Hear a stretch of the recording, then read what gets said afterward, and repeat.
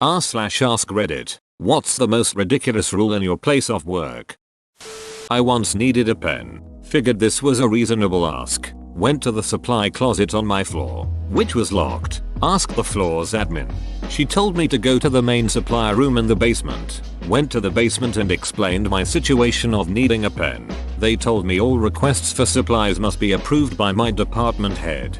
Problem is, being new, I'd never met my department head. She also worked in San Francisco. I worked in Milwaukee, so I needed to send an email both introducing myself and asking her if I had permission to get a pen from the supply closet. Well, did you get the pen or not? In my first 1x1 with my boss, she asked me how everything was going. I said fine, but explained that I wasn't able to get a pen, which made taking notes in meetings difficult. She got up, went to her desk, and grabbed me a handful of pens. All recreational activity is forbidden on company time and resources, except fantasy football. That's why I got my boss into Reddit. If you want something unblocked on the network, you make sure a director level wants it unblocked. No IT worker will block Reddit.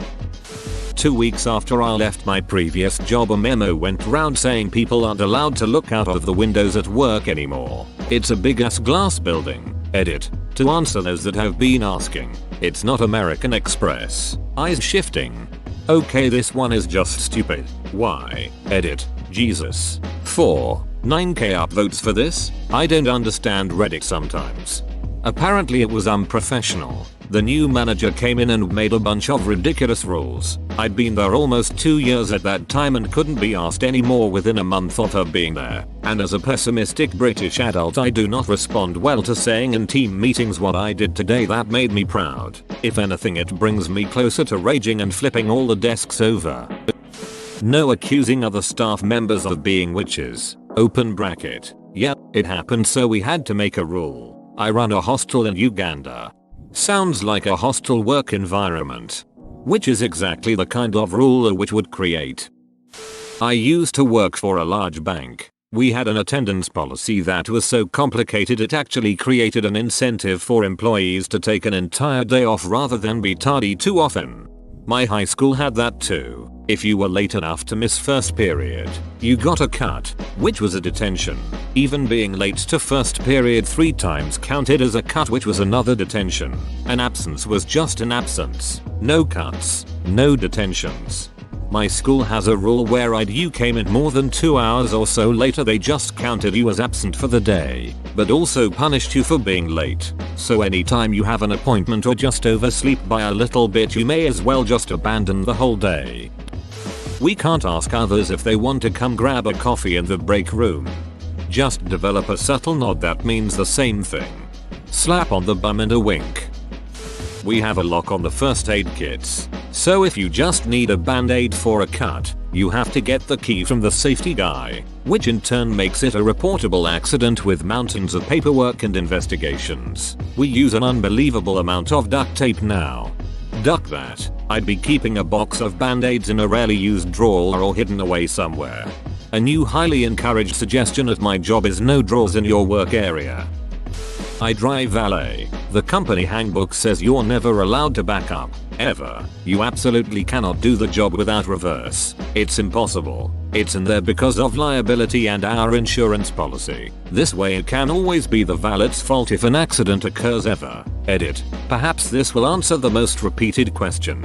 If the rule says no reverse, yet you're expected to park a car, then how can you park the car? Answer. Never hit anything, and always reverse despite the rules. Expect to be fired should you hit anything in reverse, but probably not. The rule only exists to cover the company's ass. But if they don't feel threatened by you working there and you're an asset, you still will not be fired. And yes, many people are questioning the legality of it, and you're right. It wouldn't hold up in courts, but it's in the handbook and it's silly, so I posted it.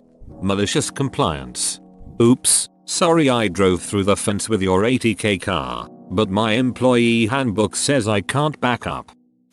All the extra toilet paper in the building has to stay in a single closet where it can be overseen by the toilet paper queen. I heard her shrieking the other day when she discovered someone had hoarded one spare roll of toilet paper upstairs so the people who work upstairs wouldn't have to walk down multiple flights of stairs when the toilet paper ran out. Edit. It's the cheapest one-ply toilet paper available on the giant rolls that only fit in the special dispensers. I can't imagine anyone wanting to steal it.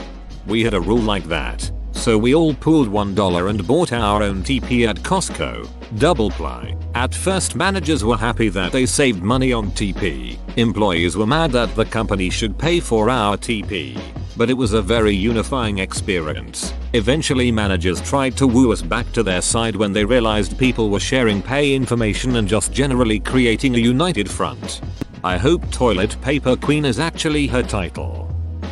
A rule that said if you have time to lean, you have time to clean, which fairly obviously meant if there was no work then you should be cleaning things. It was at an aircraft servicing station that was fairly small, but we needed a crew of at least 3 people for larger planes. The problem was that sometimes there were just no planes, so there was no work. We would clean for a couple hours and then just run out of stuff to clean. But according to management, that was no good. We had to be busy. It got to be that we would fight over work when it came in because everyone was so bored, and finding pretend busy work was much harder than just working. I remember getting the crew together to pick up pebbles off the taxiway for a couple hours. There's an old joke in aviation, go sweep the taxiway. So we actually did it. FS. Why is there a mechanic vacuuming the lawn between taxiway A7 and B7? Because his boss is an idiot. I used to work for Amazon in Ireland and their toilet breaks were crazy. Maximum of 10 minutes a day but also a max of 20 minutes per week. You had to change the status on your computer so everything was recorded, and some managers would call you out on it and even go as far as threaten your job. I had an understanding with my manager and told him if I need to take a shit then I am going for it. Like any good manager, he just told me that as long as I give him the numbers he wants then I could do what I want. Edit. This has seriously blown up, so I thought I had to add that I was treated with great respect while working there and thoroughly enjoyed the experience. I can't speak for other employees in the business, but I have heard the stories. Incidentally, I now work in construction where someone isn't looking over your shoulder and checking every minute of every day. If you haven't seen the great movie Office Space, watch it. Describes my situation perfectly. To answer your other question, my manager was looking for performance numbers. I was the one looking for 1s and 2s. WTF did you do? Why does Amazon sound like a dictatorship? Like, was it software development? Amazon is really crazy with their productivity rules. Some people put up with it because for certain sectors having Amazon on your resume is a huge plus, but others sadly because they don't have any other job prospects. When I was in the military, I saw a buddy of mine sitting outside crying. I went and consoled him best as I could. Apparently he was just depressed and unhappy. After he was feeling a bit better, I went to go and find someone to tell them what was happening. They knew. In fact, he had been crying so much lately that they had instituted a no crying at your desk policy, which is why he was outside. Dear God, what the duck? The AF has something called ALS, which stands for Airman Leadership School. Basically a simplistic how to be a supervisor sort of thing. The teacher asked the class what we would do if someone was crying at their desk. I had a good laugh when I told her how my squadron had handled this. Edit. Many people have missed the fact that I am the OP of this comment chain, so they don't understand the ending of the story. The ending is, they instituted a no crying at your desk policy. Sorry for the confusion.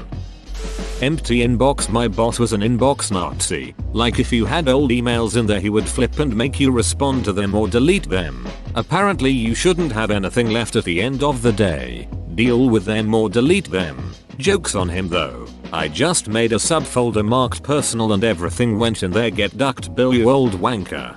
What happens if you need to find something from an old email? Of course you print all emails and put them in a filing cabinet. Silly.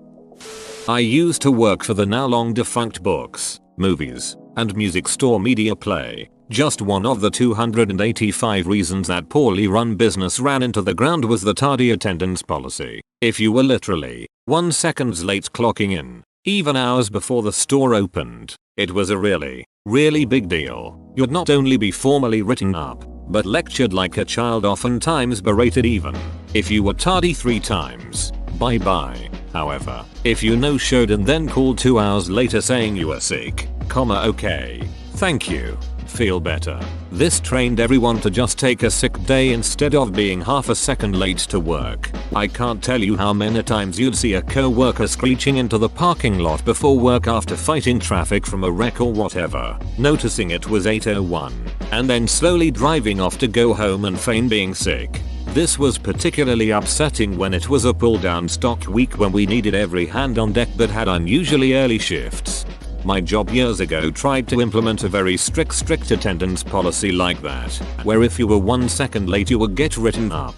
Till one Saturday a guy who had worked there for like 30 years shows up to work 30 seconds late. They pull him into the office and write him up. He then gets up and tells them he's going home. Working Saturdays was voluntary and he basically said, I don't have to be here today so I'm going home. He was doing them a favor by working that day, but when they wrote him up for being 30 seconds late he basically ducked them over by just going home. That policy didn't last too much longer.